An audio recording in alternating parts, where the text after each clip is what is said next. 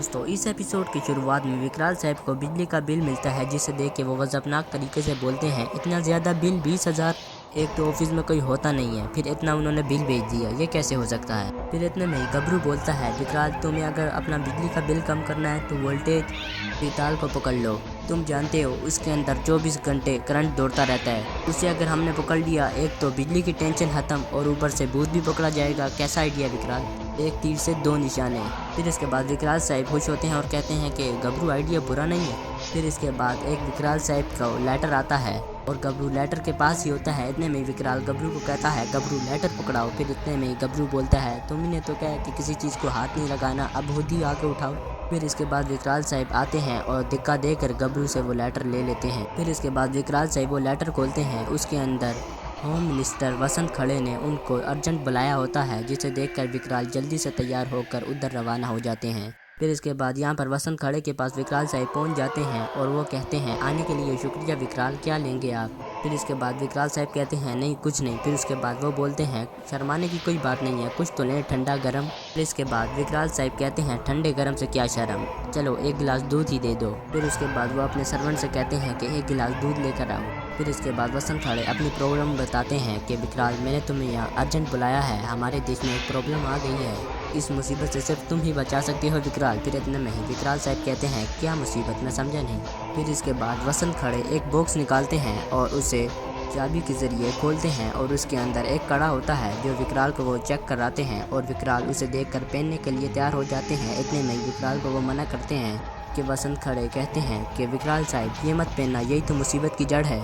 फिर उसके बाद वो सारी कहानी विकराल को बताते हैं कि कुछ दिन पहले ये कड़ा पुलिस ने एक चोर के हाथों से लिया था। फिर उससे पूछताछ की तो उसने बताया कि उसने ये कड़ा एक रंगू नाम से लिया है, यानी एक रंगू नाम के एक शख्स से लिया है। फिर इसके बाद वसंत खड़े कहते हैं कि लेकिन मुझे यकीन नहीं हुआ, लेकिन जब हमें रंगू मिला तो उसने एक चौंका देने वाली खबर बताई हमें। फिर वो विकराल साहब को कहते हैं रंगू ने यह कड़ा दरअसल बेताल नाम के एक अड्डे से चुराया था। फिर इसके बाद विकराल साहब हैरान हो जाते हैं और कहते हैं ये आप क्या कह रहे हैं। फिर इसके बाद वसंत खड़े विकराल साहब को बताते हैं कि बेताल ने ऐसे दो कड़े बनाए हैं और उनका एक ये प्लान था कि ये एक कड़ा और वो दूसरा कड़ा जो उनके पास है, ये दोनों कड़े वो अपने महागुरु को देंगे, जो इसे पहनकर अपनी सारी ताकत इसमें डाल देंगे। इस तरह से पूरी दुनिया में काली शक्ति जीतेगी और बुराई की जीत होगी और सच्चाई की हार। फिर इसके बाद विकराल साहब कहते हैं प्रेताल का गुरु, प्रेताल तो खुद एक ग्रोह का सरदार है। फिर इसके बाद वसंत खड़े कहते हैं ये तो मुझे नहीं पता, लेकिन इतना मैं ज़रूर जानता हूँ ऐसे दो कड़े हैं जिनमें से एक मेरे पास और एक प्रेताल के पास है। खुदा ऐसा ना करे अगर ये दोनों कड़े मिल गए तो पृथ्वी पर अनर्थ हो जाएगा। फिर विकराल साहब कहते हैं आप मुझसे क्या चाहते हैं। फिर इतने में ही वसंत खड़े बोलते हैं कि अक्सर लोग तुम्हें चीज़ ढूंढने के लिए बुलाते हैं, लेकिन मैं ये चीज़ तुम्हें घुमाने के लिए दे रहा हूँ। इस कड़े को तुम्हें वही ले जाना पड़ेगा जहाँ ये बना था, टोना गांव की तूफानी पहाड़ी पर, और पेताल के अड्डे पर जाकर तुमने आग में झोंकना है इस कड़े को। फिर इसके बाद विकराल साहब कहते हैं इसके बिना दूसरा कड़ा बेकार हो जाता है राइट। फिर उसके बाद ये कहते हैं राइट। फिर इसके बाद मजीद वसंत खड़े कहते हैं कि ये काम सिर्फ तुम ही कर सकते हो, ना कि यहाँ की पुलिस और देगर महकमे। फिर इसके बाद विकराल साहब बोलते हैं कब जाना होगा मुझे। फिर उसके बाद वसंत खड़े बोलते हैं आओ मैं तुम्हें बताता हूँ। फिर इसके बाद विकराल साहब उस कड़े को लेकर अपने ऑफिस में चले जाते हैं। उस सोने के कड़े को देखकर गबरू के दिल में लालच आती है और फिर गबरू कहता है ये सोना मेरा, और ये कहकर अपने हाथों में पहन लेता है। इतने में विकराल आवाज़ लगाता है गबरू नहीं, जबकि गबरू सुने बगैर उस कड़े को अपने हाथों में पहन लेता है। फिर वो कड़े पहनने के बाद गबरू के अंदर ड्रैकुला टाइप जैसी बुरी शक्ति आ जाती है और गबरू अपना छोटा सा चाकू उठाकर कहता है आगे मत बढ़ना वरना तुम दोनों मारे जाओगे। इतने में गबरू विकराल की तरफ मारने आ रहा होता है। इतने में विकराल साहब उससे वो कड़ा उतार लेते हैं और गबरू उतरते साथ ही नीचे गिर जाता है और उतरने के बाद गबरू दोबारा अपनी असली हालत में आ जाता है और विकराल को कहता है कि क्या हो गया था मुझे।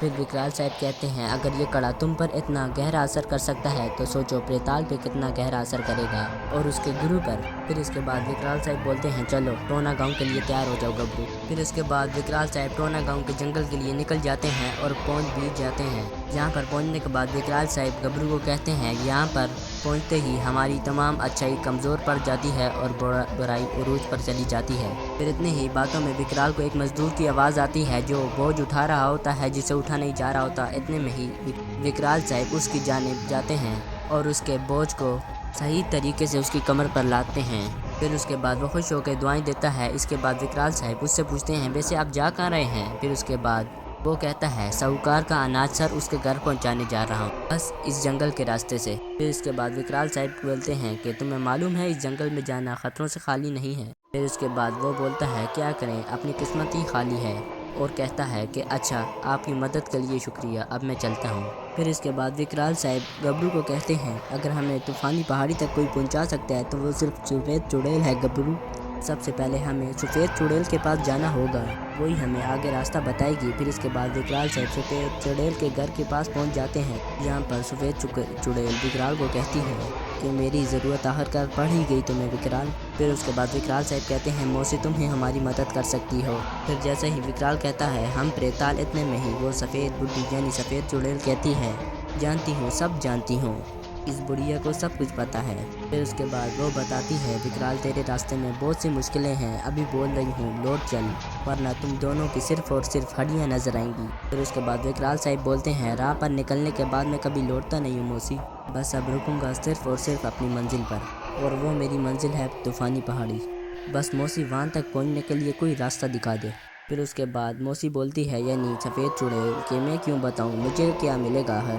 फिर इसके बाद विकराल साहब बोलते हैं क्या चाहिए मौसी मुझे बताओ। फिर उसके बाद सफ़ेद चुड़ैल बोलती है पिछली बार जब ये गबरू आया था उसने मेरे 100 सोने के सिक्के चुरा लिए थे, अब मुझे वो वापस चाहिए। फिर विकराल साहब गबरू से 100 सोने के सिक्के वापस लेते हैं, जबकि गबरू नहीं दे रहा होता। इस वजह से विकराल साहब उसे डांट डपट कर ज़बरदस्ती उससे ले लेते हैं और मौसी को जाके दे देते हैं, और उसे देखकर मौसी खुश होती है। फिर ये लेने के बाद सफ़ेद चुड़ैल कहती है ये तो मेरे पुराने हैं लेकिन 50 और मुझे चाहिए इस काम के लिए, हम तुम मुझसे करवाओगे। फिर इसके बाद विकराल साहब बोलते हैं वाह अब चुड़ैलें भी ख्वाहिशात करने लगी। और इसके बाद विकराल साहब गबरू से 50 और सोने के सिक्के लेकर उस सफ़ेद चुड़ैल को दे देते हैं। फिर उसके बाद मौसी यानी सफ़ेद चुड़ैल अंदर जाती है और विकराल और गबरू के लिए सूप बनाती है, कुछ अजीब अजीब सी चीज़ें डाल रही होती है। फिर बनाने के बाद वो विकराल और गबरू को देती है। विकराल साहब बोलते हैं मौसी इसके अंदर क्या है। फिर उसके बाद सफ़ेद चुड़ैल कहती है पियो। फिर विकराल साहब डर रहे होते हैं कि कुछ गड़बड़ ना की हो, इतने में ही विकराल साहब को चुड़ैल कहती है पियो जल्दी पियो। फिर विकराल साहब और गबरू वो सूप पी लेते हैं और पीने के बाद वो जलना शुरू हो जाते हैं और जलते जलते दोनों अचानक गायब हो जाते हैं। फिर उसके बाद मौसी हंसना शुरू कर देती है और कहती है ये मेरा गायब कटाला है, इसे पीते ही इंसान गायब हो जाता है, किसी को कुछ दिखाई नहीं देगा। फिर इतने में ही विकराल साहब आवाज़ लगाते हैं मौसी हम दोनों तो दिखाई नहीं दे रहे, हम क्या करें अब हम वापस कैसे आएंगे मौसी। फिर इतने में सफ़ेद चुड़ैल कहती है बस सिर्फ मेरा नाम लो। फिर इतने में गबरू कहता है मौसी। फिर इतने में सफ़ेद चुड़ैल कहती है अबे गधे मेरा असली नाम। फिर जैसे ही विकराल और गबरू दोनों कहते हैं सफ़ेद चुड़ैल और वो वापस आ जाते हैं। फिर इतने में विकराल साहब बोलते हैं अरे मौसी ये तो बहुत कमाल का फार्मूला है, ये तो हमारे बहुत काम आएगा मौसी, थैंक यू सो मच। फिर इसके बाद विकराल साहब अपनी बोतल में उस सूप को भर लेते हैं। फिर इसके बाद विकराल साहब मौसी को यानी सफ़ेद चुड़ैल को कहते हैं मौसी अब हम चलते हैं, और यहाँ से चले जाते हैं। फिर यहाँ पर विकराल और घबराल को एक लंबे कद वाला भूत मिलता है और वो अपना नाम परांग कालाल बता रहा होता है। फिर यहीं पर वो गबरू को बेहोश कर देता है अपनी शक्तियों की मदद से। फिर वही शक्तियाँ जिससे वो उसने गबरू को बेहोश किया होता है वो विकराल पर आजमाता है, लेकिन विकराल साहब बच जाते हैं। फिर इसके बाद विकराल साहब अपनी तीर मारते हैं और तीर को वो कैच कर लेता है और उसे तोड़ देता है। और फिर विकराल साहब अपना दूसरा हथियार मारते हैं, लेकिन उसके जिस्म पर कुछ भी असर नहीं हो रहा होता। फिर उसके बाद वो लंबे कद वाला जिन विकराल साहब को अपनी शक्तियों की मदद से गिरा लेता है और विकराल साहब पर पाँव रखने वाला होता है। इतने में विकराल साहब कहते हैं जब जिस्म पर हमला करने से कुछ ना हो तो दिल पर हमला करना चाहिए। उसके बाद विकराल साहब अपनी गन निकालते हैं और उसके ठीक दिल पर गोली चलाते हैं, और जैसे ही उसके दिल पर गोली लगती है वो अचानक से गायब हो जाता है। विकराल और गबरू यहाँ से भाग जाते हैं। फिर इसके बाद विकराल और घबराल दौड़ते दौड़ते प्रेताल की हवेली में पहुँच जाते हैं, और प्रेताल की हवेली के ठीक दरमियान में आग भी लग रही होती है, जिसे देखकर विकराल साहब कहते हैं ये है प्रेताल हवेली की आग, जिसे तप कर ही वो कड़े तैयार किए गए थे। फिर जैसे ही विकराल साहब उस कड़े को जलाने के लिए उस आग में फेंकने लगते हैं कि इतने में ही प्रेताल आ जाता है। फिर विकराल साहब उसे देखकर कहते हैं प्रेताल तू।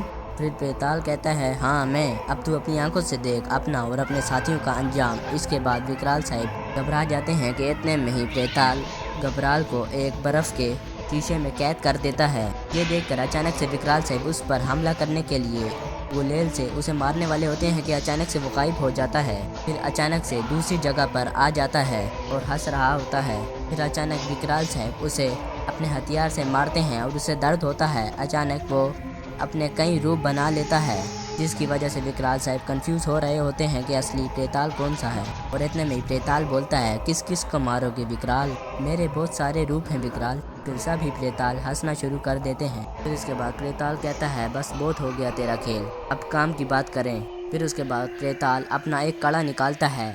जैसे ही निकालता है उससे दूसरा कड़ा यानी जो विकराल के पास होता है वो अट्रैक्ट होना शुरू हो जाता है। और विकराल साहब ने उसे अपने पास मजबूती से पकड़ा होता है कि अचानक से विकराल साहब के हाथ से निकलकर दूसरे कड़े से जा मिलता है जो कि प्रेताल के पास होता है। फिर उसके बाद सारे प्रेताल मिलकर विकराल पर हमला करते हैं। फिर उसके बाद प्रेताल कहता है, विकराल यहाँ पर तेरी अच्छी शक्तियाँ काम नहीं करने वाली, यहाँ सिर्फ बुराई का राज है, सिर्फ और सिर्फ बुराई का। फिर हंसना शुरू कर देता है। फिर इतने में ही विकराल साहब अपने हथियार को निकालते हैं और उसके जिस हाथ में कड़े होते हैं उस हाथ की तरफ मारते हैं और उसके हाथों से कड़े छूट कर विकराल साहब के हाथों में दोनों कड़े आ जाते हैं। और विकराल साहब दोनों कड़े अपने हाथों में पहन लेते हैं और दोनों पहनने के बाद विकराल साहब एक ड्रैकुला बन जाते हैं और कहते हैं, अब बुराई से बुराई को मारने में देखो मज़ा कितना आता है, अब मैं तुझसे भी बुरा बन गया हूँ प्रेताल। फिर इसके बाद विकराल साहब प्रेताल को ख़त्म कर देते हैं और मारने के बाद विकराल बोलता है, दुनिया का सबसे ज़्यादा शक्तिशाली इंसान मैं हूँ, दुनिया की तमाम बुराई मेरे कब्ज़े में है, मैं अब कुछ भी कर सकता हूँ। और फिर हंसना शुरू कर देता है। फिर इतने में ही विकराल को आवाज़ें आने लग जाती हैं, नहीं विकराल नहीं, ये कड़े तेरे लिए नहीं बने, ये तेरा मकसद नहीं है, विकराल अपने आप को संभालो, तू यहाँ इन कड़ों का नाश करने के लिए आया है, इन्हें पाने नहीं। फिर इसके बाद विकराल साहब उन दोनों कड़ों को उतार देते हैं और आग में फेंक देते हैं और कहते हैं, बुराई का अंत हो।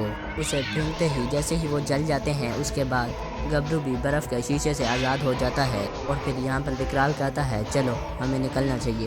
इसके बाद विकराल साहब यहाँ से चले जाते हैं और यहाँ पर इस किस्त का अख्ताम हो जाता है। तो दोस्तों हमारे इस चैनल प्योर सीरियल को सब्सक्राइब के साथ साथ बेल आइकन के साथ साथ लाइक के साथ साथ शेयर भी करें। दोस्तों आपका शुक्रिया।